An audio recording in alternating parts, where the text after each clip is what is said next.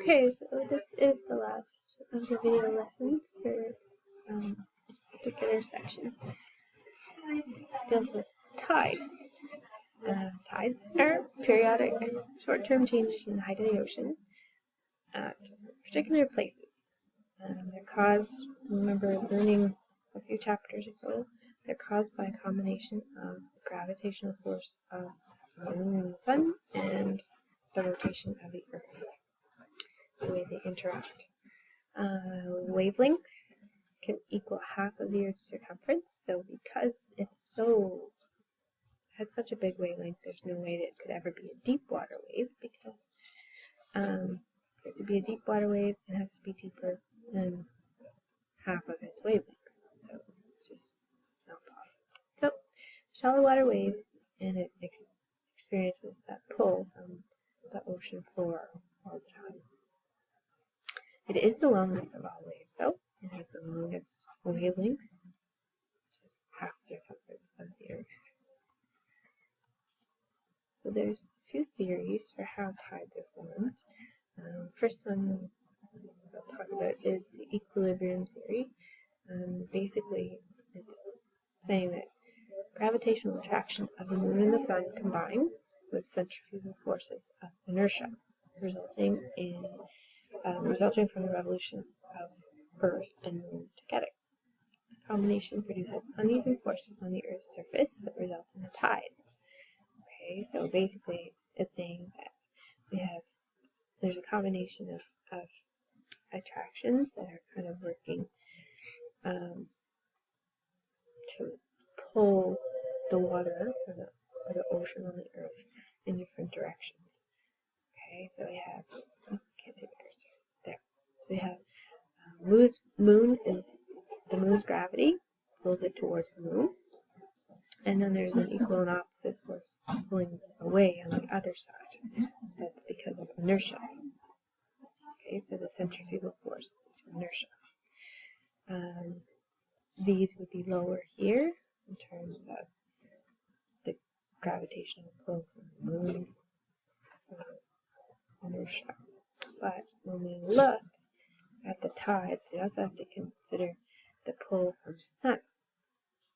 Okay, so the sun is also pulling, but the pull due to the moon is greater because the moon is closer to the Earth, so it has a stronger effect on how high the tides go and in what areas, that sort of thing. Okay, so the result is two bulges, wave crests of water. In other words, one side of the Earth nearest the moon. Where my cursor go? Okay, that's what we showed up here too. And then also on the other side, opposite the moon, because of centrifugal forces of inertia. These are the regions of the highest tides. So as the moon is going around the Earth, then it changes the regions of the high tides. Okay. So there's a little video there that you can watch as well. And we'll talk about that in a little more detail on another slide. Another theory has to do with mathematical theories. So the dynamic theory includes responses of the ocean to the shape of different basins. And it's basically a mathematical approach that threats tides of, I think I wrote that wrong. Anyway, they look at tidal observations and they analyze them mathematically, and they can use that to predict the tides. And so that's where they come up with the tidal tables, tidal charts that are often used, especially by fishermen or by people who are at sea a lot, so they can monitor the tides and figure out when's the best time. Even surfers, swimmers, when you want to go to the beach. So let's talk about how those, in order to understand how to read the charts, you need to understand what they mean by a tidal day and why it is that the times change each day. So a lunar day is the time that elapses between when the moon is directly overhead and the next time the moon is directly overhead.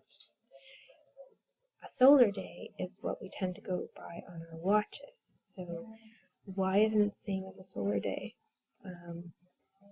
So basically, during one complete rotation of the Earth, okay, so if we looked at this as being a 24-hour rotation, so around the one complete rotation for the solar day, the moon is not in its same original position. So if we looked at the moon is, if we were looking up at the moon, okay, and the Earth is rotating for the day, 24-hour solar day, okay, then we would be to here, okay, but the moon is not directly above where it started. Okay, so in order to get to the same position for the moon to be above us, the Earth has to rotate an extra 50 minutes. Okay, so that's why we say that a lunar day is, where's my cursor gone? It's disappearing there. Okay, sorry. So the solar day would take us to here, so we have to add an extra 50 minutes to refer to it as a lunar day, for the moon to be back in the same position. So solar day is when you're looking at the sun. It takes 24 hours to be put the sun in the same position, but it takes an extra 50 minutes for that to happen for the moon. Okay, so that explains why in the tidal chart you'll notice that the times have changed by about an hour later, almost an hour later each day. 51 minutes, if you were more exact. Depending on where you're at, might be a minute or two on either side. Okay, so if the tide was high at 10 a.m. today, then the next day it would be high at 10:51.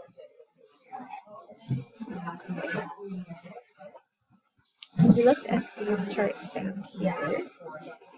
Okay, so these measurements are, I wish I could use the internet to show you, but they are based on comparing to the average low water level and then how much it's above that average low water level.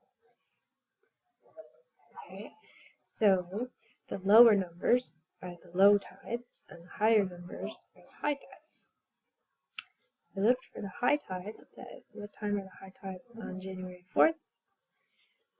On January 4th, here's January 4th, the high tides would be at 0.9 meters, or 3 feet, so at 7:38 in the morning, and then again at 1.4 meters, or 7:12 at night. Okay, I looked the next day, they're at 8:23 in the morning, and then at 20:04, which is 8:05 at night. So about 50 minutes later the next day. So you should be able to, if you were given a tidal chart, be able to read it and be able to figure out when the high and low tides are. And you should know that, be able to basically explain why it's 50 minutes, and that if it's 50 minutes later the next day, about that.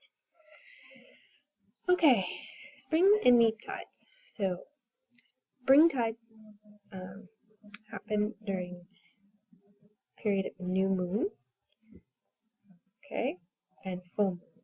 So when the sun and the moon and the earth are all in the same line, okay, and then that means that the gravity due to the sun and the moon are acting in the same direction, or are also acting, if it was the opposite side, then it's acting in the direction of the centrifugal forces, okay, due to inertia.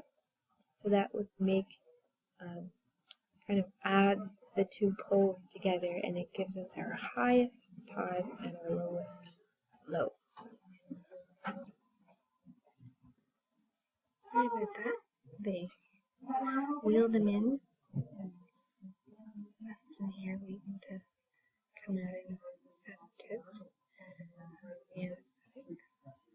I'm pretty sure I left off finishing off spring tides. So basically, spring tides happen. We have new moon, full moon. Basically, I'm just recording. Sorry, hon.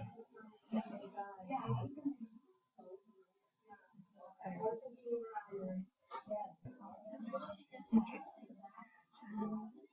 So it happens when they're all in alignment and the forces pull in the same direction. So it makes higher highs and lower lows. Just gonna do a couple more slides right quick and then stop because he's trying to rest. And then I'll do the last section later on whenever we get home. So, hoping you can hear this. The neap tides happen whenever the sun and the moon are at right angles to each other, and so their poles are kind of cancel each other out a little bit. Okay, so they're neap tides. That's when they're right angles to each other, the sun and the moon. Okay, so they're looking in this line from the sun to the earth, and this line from the moon to the earth, and you get a right angle. That's why the range between the high and low tides is small. So we have the lowest high tide and the highest low tide.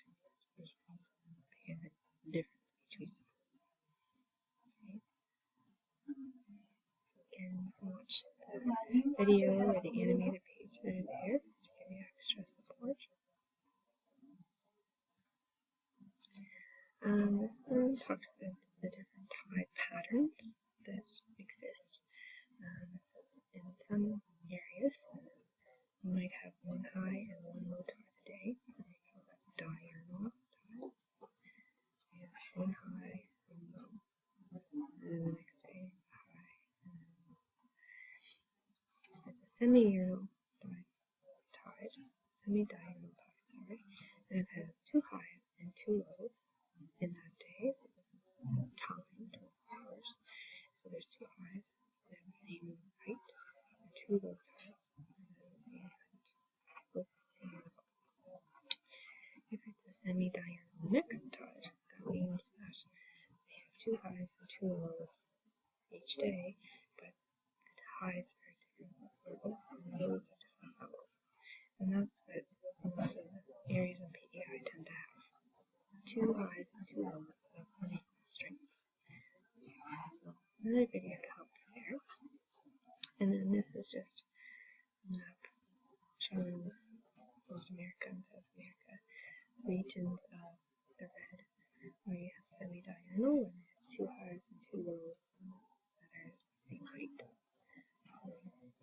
Okay, same levels each day. The green areas that have 1 low and 1 high each day. So around the Gulf of Mexico, like that. And then the blue areas have mixed, like us. So we have mixed tidal patterns. So I'm going to stop there, and the next day, or next lesson, we'll talk about the rest of the chapter.